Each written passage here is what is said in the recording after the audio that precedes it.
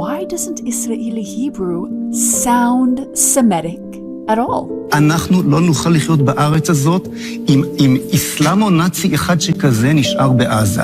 Do you think because it wasn't created by someone who was Semitic? Yes, I said created. Let's get into it. So modern Hebrew, or Israeli Hebrew, has only been around for around 150 years or so. Before that, ancient Hebrew, or biblical Hebrew, was a non-spoken language for around 2,000 years. It was mostly used liturgically, so for prayer and for sacred texts, and sometimes in poetry or literature, but it was not spoken at all. In fact, the Talmud was not even written in Hebrew. It was written in Aramaic. So when was Hebrew revived to what we hear today? So the revival of Hebrew as a spoken language is largely attributed to a Russian dude named Eliezer Yitzhak Perlman.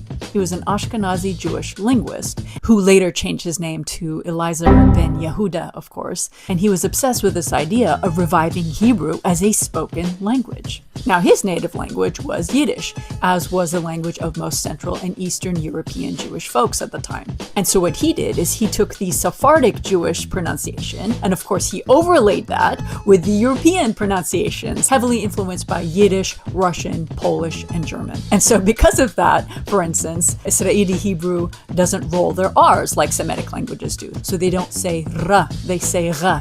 For instance, like Israel, right? And so that's why they sound more German, for instance, when they say hummus instead of hummus. Another example is they don't have the Semitic sound ha. Instead, they have to say because they don't know how to say So instead of saying aliyah, they say aliyah.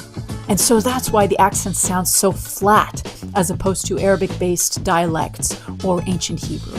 And by the way, this whole idea of Hebrew becoming a spoken language was actually frowned upon by the Orthodox and devout Jewish community, because to them, Hebrew was meant to be for prayer and sacred ceremonies. It wasn't meant to be used in everyday mundane contexts. But in the end, of course, because of the Zionist movement, this whole idea of having a specific language for this Jewish-only state was very, very enticing. And so in 1922, Britain declared modern Israeli Hebrew one of the three languages of the land, including Arabic and including English. And to end this, there's no real way of knowing what ancient Hebrew really sounded like, but there are some beautiful indications of what it might have sounded like when we hear Yemenite Hebrew.